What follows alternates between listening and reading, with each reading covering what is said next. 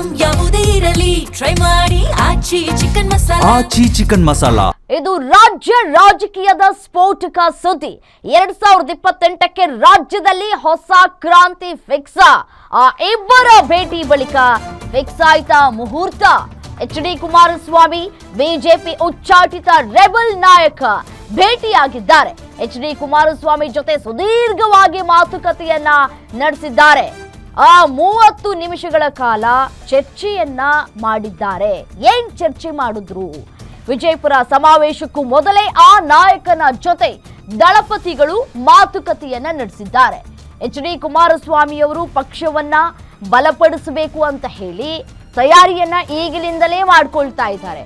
ಹಾಗಾಗಿ ಉಚ್ಚಾಟಿತ ನಾಯಕನ ಜೊತೆ ಬಿಜೆಪಿಯ ಉಚ್ಚಾಟಿತ ನಾಯಕನ ಜೊತೆ ಅರ್ಧ ಗಂಟೆಗಳ ಕಾಲ 1-to-1 ಮೀಟಿಂಗ್ ಆಗಿದೆ. ಏನ್ ಚರ್ಚೆ ಆಯ್ತು ಈ ಸಂದರ್ಭದಲ್ಲಿ ಅನ್ನುವಂತಹ ಕುತೂಹಲ, ಚರ್ಚೆಗಳು ಹೆಚ್ಚಾಗ್ತಾ ಇದೆ. HDK ಭೇಟಿ ಮಾಡಿದ ಬಸನಗೌಡ ಪಾಟೀಲ್ ಯತ್ನಾಳ್ ನೆನೆ ನಡೆದಂತಹ ಖಾಸಗಿ ಕಾರ್ಯಕ್ರಮದಲ್ಲಿ ಭೇಟಿ ಮಾಡಿದ್ದಾರೆ.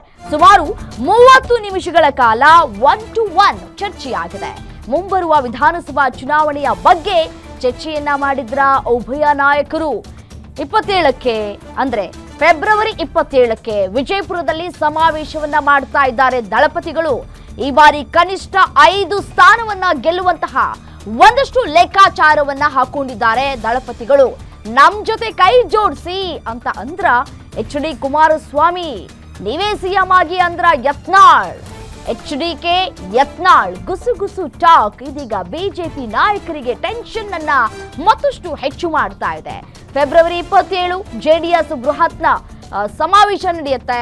ಫೆಬ್ರವರಿ 27 JDS ಸಮಾವೇಶ ಹಿನ್ನೆಲೆಯಲ್ಲಿ ಇಬ್ಬರೂ ನಾಯಕರು ಮಾತುಕತೆಯನ್ನು ನಡೆಸಿರುವುದು ಕುತೂಹಲಕ್ಕೆ ಕಾರಣವಾಗ್ತಾ ಇದೆ.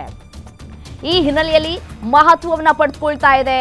ವಿಜಯಪುರದಲ್ಲಿ JDS ಅನ್ನ ಗೆಲ್ಲೋದಕ್ಕೆ ರಣತಂತ್ರವನ್ನ ಎಣಿಯಲಾಗ್ತಾ ಇದೆ ಈಗಲಿಂದಲೇ. ಇದರ ಬೆನ್ನಲ್ಲೇ ಮಹತ್ವವನ್ನ ಪಡೆದುಕೊಳ್ತಾ ಇದೆ ಈ ಒಂದು ಮೀಟಿಂಗ್.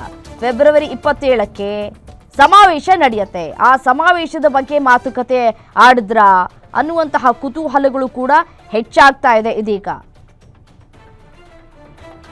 ಏನು ಇದೇ ವಿಚಾರಕ್ಕೆ ಸಂಬಂಧಪಟ್ಟಂತೆ ಮತ್ತಷ್ಟು ಡೀಟೇಲ್ಸ್ ಕೊಡ್ತಾ ಹೋಗ್ತಾರೆ Maruti Pavagada, political bureau head ದೂರವಾಣಿ ಸಂಪರ್ಕದಲ್ಲಿದ್ದಾರೆ. ಮಾರುತಿ, ಫೆಬ್ರವರಿ 27ಕ್ಕೆ ವಿಜಯಪುರದಲ್ಲಿ JDS ದೊಡ್ಡ ಸಮಾವೇಶವನ್ನ ಹಮ್ಮಿಕೊಳ್ತಾ ಇದೆ.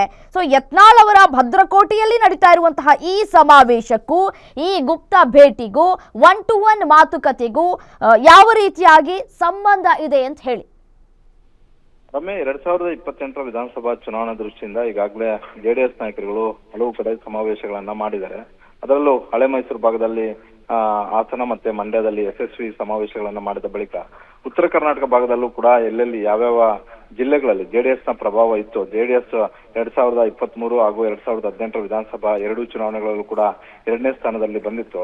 ಅಂತ ಕ್ಷೇತ್ರಗಳನ್ನ ಟಾರ್ಗೆಟ್ ಮಾಡಿ ಉತ್ತರ ಕರ್ನಾಟಕ ಭಾಗದಲ್ಲಿ ಒಂದು ದೊಡ್ಡ ಸಮಾವೇಶವನ್ನ ಮಾಡಬೇಕು ಅನ್ನುವಂತ ಒಂದು ನಿರ್ಧಾರವನ್ನ ಹಿಂದೆನೆ ಮಾಜಿ ಪ್ರಧಾನಿ ದೇವೇಗೌಡರು ಹಾಗೂ ಕೇಂದ್ರ ಸಚಿವರಾದಂತಹ ಕುಮಾರಸ್ವಾಮಿ ಅವರು ನಿರ್ಧಾರ ಮಾಡಿದ್ರು. ಇದೇ ತಿಂಗಳ 27ಕ್ಕೆ ವಿಜಯಪುರ ಜಿಲ್ಲೆಯಲ್ಲಿ ಬೃಹತ್ ಸಮಾವೇಶವನ್ನ ಮಾಡ್ತಾ ಇದ್ದಾರೆ.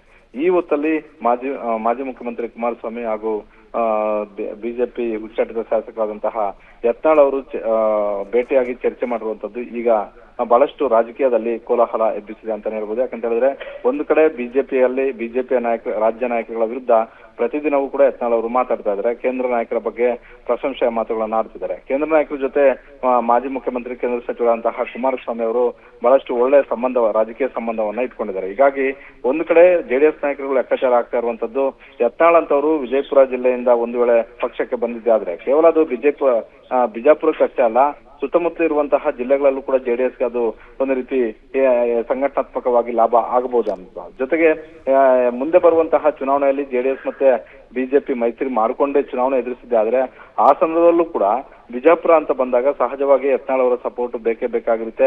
ಹೀಗಾಗಿ ನಿನ್ನೆ ನಡೆದಂತಹ ಖಾಸಗಿ ಕಾರ್ಯಕ್ರಮದಲ್ಲಿ ಇಬ್ಬರು ಒಂದೇ ಸಮಯಕ್ಕೆ ಹೋದ್ರು ಕೂಡ ಅದಾದ ಬಳಿಕ ಆ ಕಾರ್ಯಕ್ರಮ ಆದ ಬಳಿಕ ಸುಮಾರು ಅರ್ಧ ಗಂಟೆಗೂ ಹೆಚ್ಚು ಕಾಲ ಕುಮಾರಸ್ವಾಮಿ ಮತ್ತೆ ಯತ್ನಾಳ್ ಅವರು ಮಾತಾಡಿರುವಂತದ್ದು ರಾಜಕೀಯ ಹೊರತುಪಡಿಸಿ ಬೇರೆ ಏನು ಮಾತಾಡೋದಕ್ಕೆ ಸಾಧ್ಯವಿಲ್ಲ.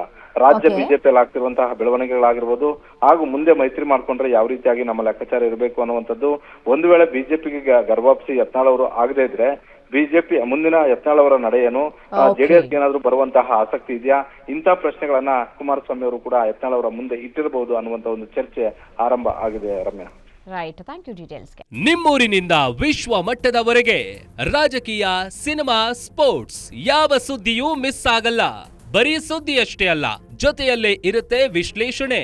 ಗ್ಯಾರಂಟಿ ನ್ಯೂಸ್ ನ ಸಬ್ಸ್ಕ್ರೈಬ್ ಮಾಡಿ, ಫಾಲೋ ಮಾಡಿ, ಕ್ಷಣ ಕ್ಷಣದ ಅಪ್ಡೇಟ್ಸ್ ಪಡೆಯಿರಿ.